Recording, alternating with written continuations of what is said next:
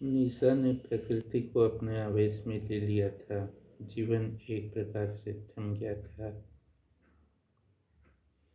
पक्षी अपने बसेरे की ओर लौट रहे थे, लेकिन पृथ्वी का सौंदर्य नई दुल्हन की तरह कुछ संकोच तो कुछ हर्ष के साथ निखरता ही जा रहा था। सूर्य पहाड़ों के पीछे अपने घर की ओर लौट रहा था। पक्षी अभी अपने घरों की ओर लौट ही रहे थे कि बारिश शुरू हो गई। पहाड़ों पर बर्फ जम गया था। ठंड इतनी थी कि पूछो मत। बर्फीली फुम्फारती हवाएं इतनी तेज बह रही थीं कि आदमी बाहर निकले तो एकदम जम जाएगा। दिसंबर का आखिरी सप्ताह चल रहा था। प्रकृति ने ठान ही लिया था कि वह जीवन को एक जगह ठहरा देगी, उसे चलने नहीं देगी। बरसात ने पहाड़ों पर अच्छी खासी काई को जमा दिया था। ऐसा लग रहा था कि प्रकृति को ही फ्रिज में रख दिया गया था और प्रकृति जम सी गई थी। रोमा आज सोच रही थी, मनुष्य यादों में कितना जुड़ जाता है कि सब लुटने के बाद भी सिर्फ यादें रह जाती हैं, और यादों में वह लम्हा जज्ब होता है कि जिंदगी के फना होने तक उनके सहारे आदमी जी सकता है।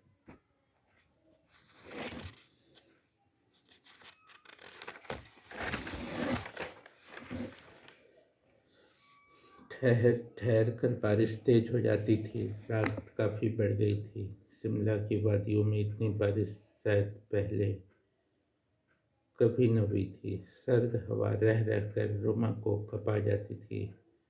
कभी जीवन में खुशी के जो संदर्भ थे, उन्होंने यादों में आकर रोमा की आंखों में आंसुओं का सैलाब बना दिया था।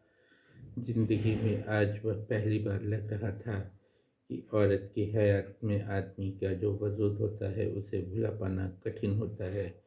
रोमा के पति प्रोफेसर निशांत को गुजरे अभी मात्र 2 साल ही हुआ था। संगमनेर कॉलेज में प्रोफेसर निशांत वनस्पति शास्त्र BSc और MSc की साध्यकालीन व्याख्याता के पद पर थे, और अक्सर जब वे कॉलेज से लौटते तो कुछ नशा कर लिया करते। यद्यपि वे नशे के शौकीन नहीं थे, फिर भी कोई न कोई मित्र मिल ही जाता था जो कहता कि आओ प्रोफेसर साहब, आओ दोस्तों का साथ दो, घर तो जाना ही है, हम सभी को घर जाना ही है, लेकिन हम यहाँ जिंदगी को पूरी तरह जीने के लिए आते हैं। प्रोफेसर, शराब वो चीज़ है कि खुशी और गम में समा बांधने का काम करती है। प्रोफेसर पत्रकार और साहित्यकारों का मदिरापान न किया तो अपने ही पेशे को बदनाम किया।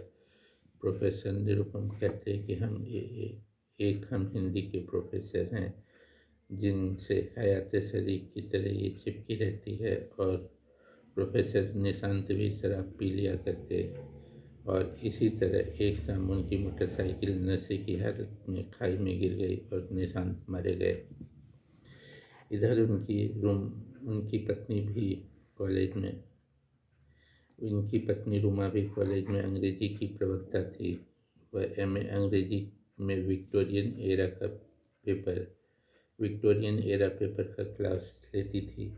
2 साल पहले रुमा का जीवन इतना आह्लादपूर्ण व्यतीत हो रहा था कि दोनों की जोड़ी कॉलेज में एक अलग मिसाल थी।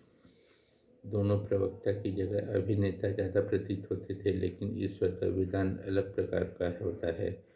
कब कौन किस भी ले जाएगा, कुछ कहा नहीं जा सकता। एक हंसता खेलता परिवार एक पल में किस तरह बिखर जाएगा, इस बारे में भी कुछ नहीं कहा जा सकता। वस्तुतः मनुष्य जीवन में अकेला ही आता है और अकेला ही चला जाता है। मनुष्य जब संसार में आता है तो वह पूर्ण रूप से स्वतंत्र होता है, और जब जाता है तो वह स्वतंत्रता पूर्वक चला जाता है। आने के समय भी उसे संसार वालों की चिंता नहीं रहती, और जाने के समय भी वह संसार वालों की चिंता नहीं करता। भगवान श्री कृष्ण ने गीता जी में यही बताने का प्रयत्न किया है कि मनुष्य वस्तुतः अकेली इकाई है। जब तक जीवन है उसे शान से जीना चाहिए। जिस दिन संसार से विदाई लिखी होगी उस दिन तो जाना ही है। आज रुमा का अंतर जगत कभी साहित्य में तो कभी धर्म की ओर जा रहा था।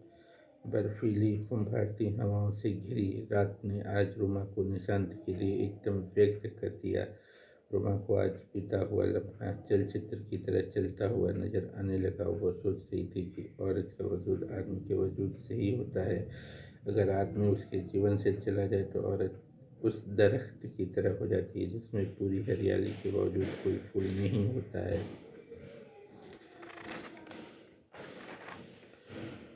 रोमा सोच रही थी कि औरत लाख चाहे, लेकिन जब जब वह अपने पति या आदमी के बिना वह अपने स्वतंत्र अस्तित्व का निर्माण करती है, वह उस सैलाब से हार जाती है जो आदमी को स्नेह देने के लिए उसकी छाती के किसी कोने से उमड़ता है। ये बातें सोचते हुए रोमा को आज निशांत की चाय बनाने की बात याद आ गई। जाड़े या गर्मी में जब भी रोमा अंग्रेजी की कोई किताब पढ़ रही होती तो चुपके से निशांत आकर पलंग के पास बैठ जाता और रोमा के पैरों के तलवों पर नाखूनों से लंबी रेखाएं खींचने लगता और रोमा एक झटके से अपना पैर हटा लेती। निशांत, ये क्या कर रहा था प्रोफेसर? निशांत कहते हुए, ये करना मुझे अच्छा लगता है। मैंने तुम्हारे लिए गर्मा गर्म मसालेदार चाय बना दी। रोमा और निशांत का बेटा तनु, जो 3 साल का था, दौड़कर आ जाता, कहता कि क्या अच्छा लग रहा है पापा आपको।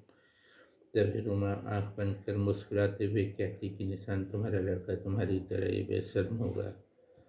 देवी, वो तो होगा ही, आखिर में क्या पूछता है। निशांत और रोमा दोनों चाय पीते और तनु को भी निशांत गोद में बैठाकर चाय पिलाते हैं। तभी प्रोफेसर निशांत को अपनी युवा अवस्था की याद आ जाती है, जब वे प्रैक्टिकल करने एमएससी बॉटनी के लैब में जाते हैं और स्लाइडों पर जब गुलाब की पंखुड़ियाँ रखते हैं तो उनका ध्यान सहपाठी मित्र प्रियंका की तरफ होता है। तभी निशांत के प्रोफेसर गुलाब आ जाते हैं। जो निशांत, तुम्हारा ध्यान कहाँ रहता है? तुमसे तो मुझे काफ़ी आशाएं थीं, लेकिन अब ऐसा प्रतीत होता है कि तुम्हारा एमएससी पास होना भी बहुत बड़ी बात होगी। तभी निशांत मन में बुदबुदाते हुए कहते हैं, प्रोफेसर गुलाब, तुमने शादी नहीं की, अपना जीवन फूल पत्तियों को समर्पित कर दिया। तुम क्या जानो पुरुष के जीवन में स्त्री का क्या महत्व है। अगर पुरुष के जीवन में स्त्री न हो तो उसका जीवन उस वीरान हवेली की तरह हो जाता है जिसमें चीखती हुई खामोशी बसती है। पुरुष के जीवन और संवेदनाओं में औरत उस दस्तावेज की तरह होती है जिसकी हर एक अदा से पुरुष जिंदगी में नए नए मकसद पाता रहता है। Professor Nishant MSc final year में थे, तभी उनकी नौकरी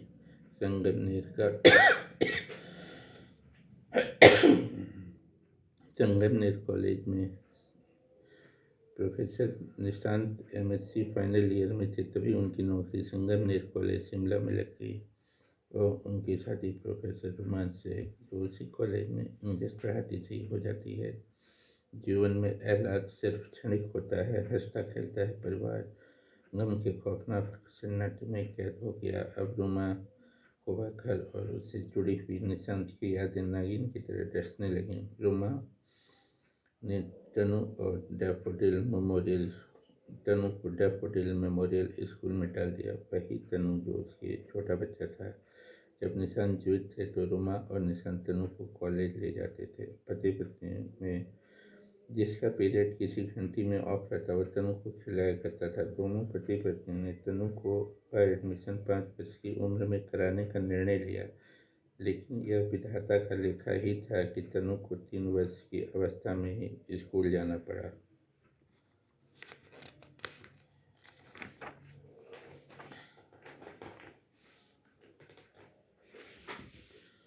भारतीय समाज की संरचना इस तरह की है कि माता का स्थान बड़ा तो है ही, पिता का भी स्थान बहुत ऊंचा होता है। पिता जैसा भी हो, अगर वह जीवित होता है तो अपने बच्चे को सारे दुकान के खिलौने अपने लगते हैं।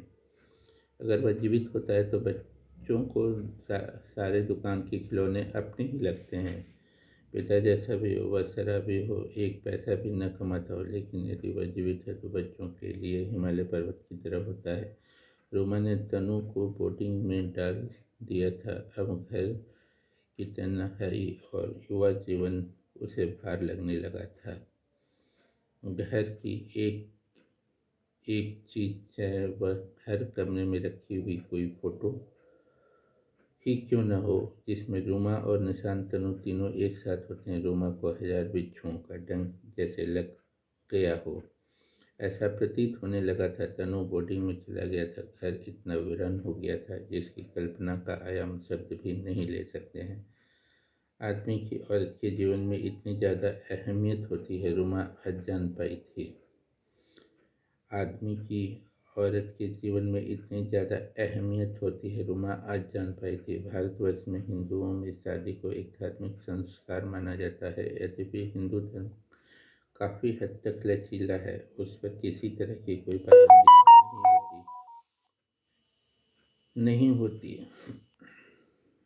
पाबंदी दिखाई नहीं देती। यदि एक हिंदू मंदिर न जाकर मस्जिद और चर्च में जाने लगे तो भी हिंदू धर्म कहेगा कि वहाँ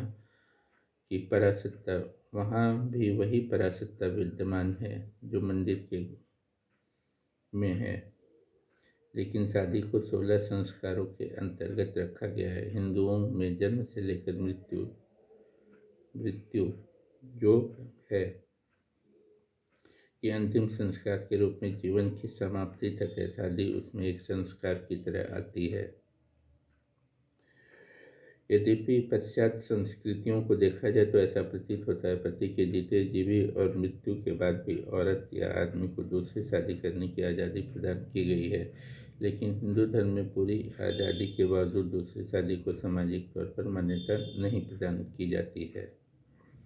रोमा रोज कॉलेज जाती, बच्चों को पढ़ाती, फिर लाइब्रेरी जाती और अंग्रेजी की कोई न कोई किताब उठा लाती।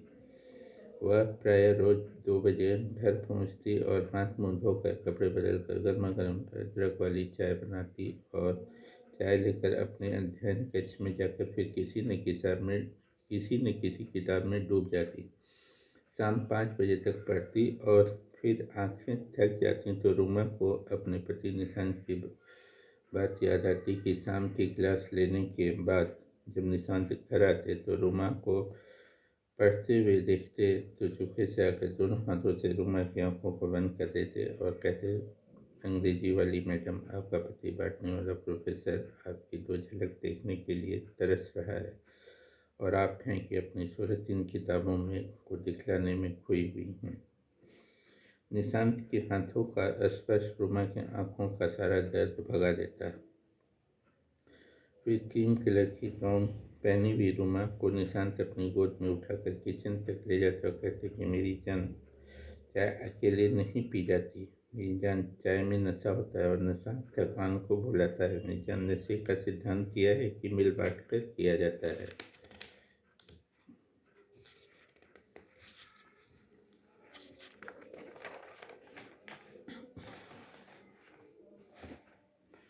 और रूमा निशांत के लिए अच्छी चाय बनाने में जुट जाती। अंग्रेजी की उतनी मोटी मोटी पुस्तकों को पढ़ने के बावजूद इतनी थक जाती, फिर भी निशांत की बातों से वह रोमांचित हो उठती। चाय बनाने में उसके हृदय से आनंद का सैलाब उमड़ता था, मानो उसी आनंद के सैलाब से चाय का निर्माण हुआ। फिर रोमा और निशांत दोनों मिलकर चाय पीते। दोनों ही अपने कॉलेज के दिन भर की बात एक दूसरे से करते। यादों के इसी आईने में रोमा को निशांत की वो बात याद आती जिसमें निशांत ने रोमा को यूं ही पूछा था कि madam, what is the mean by literature? साहित्य की परिभाषा क्या होगी? तभी रोमा ने कहा था कि जिस बिंदु पर मनुष्य संवेदना को पढ़ना, लिखना और बोलना शुरू करता है, जीवन का वही बिंदु साहित्य होता है। और मैडम जी, संवेदना किसे कहते हैं? निशांत, तुम तो मेरे कॉलेज के छात्रों की तरह क्रॉस चेकिंग किए जा रहे हो। नहीं रूमा, ऐसी बात नहीं है। मैं साहित्य पढ़ना चाहता था लेकिन पारिवारिक दबाव में विज्ञान की पढ़ाई करनी पड़ी। आज मैं पत्नी से ज़्यादा अपने साहित्यिक गुरु के रूप में तुम्हें देख रहा हूँ, इसलिए पूछ रहा हूँ कि संवेदना क्या होती है? संवेदना किसे कहते हैं? निशांत, हिमालय की रम्यता की प्रतीक। उसकी ऊंची चोटी एवरेस्ट पर फुंफाती हुई बर्फीली हवा चलती है और उसमें एक शून्य बिखरता है। यदि उस शांति में जाकर देखो, उस शून्य में अपने को भुलाकर देखो कि बर्फीली वादियों की उतंग शिखरों में जिस क्षण तुम अपनी प्रकृति को भूल जाओ कि तुम हाड़ मांस और रक्त रुधिर अस्थि मज्जा से घिरे एक पिंड हो। ठीक भूलने का वही क्षण संवेदना के नाम से जाना जाएगा। साहित्य उसी की व्याख्या करने का काम करता है। रुमा, क्या लेक्चर देती हो? मैंने तुम्हारा यह 4-5 लाइनों का लेक्चर सुनकर रोमांचित हो उठा। निशांत की कुछ बातों में रुमा को याद आ जाती हैं। पूरा दिन कट जाता है और वह यादों में खोई रहती है। औरत के जीवन का वह भी क्षण होता है जब उसे अपने माँ बाप का प्यार याद आता है। उसे अपना बचपन, संगी साथी, इष्ट मित्र सभी याद आते हैं। दूसरा क्षण भी याद आता है जब वह अपने सौंदर्य को दुल्हन के रूप में देखती है। दो क्षण तो औरत के जज्बात को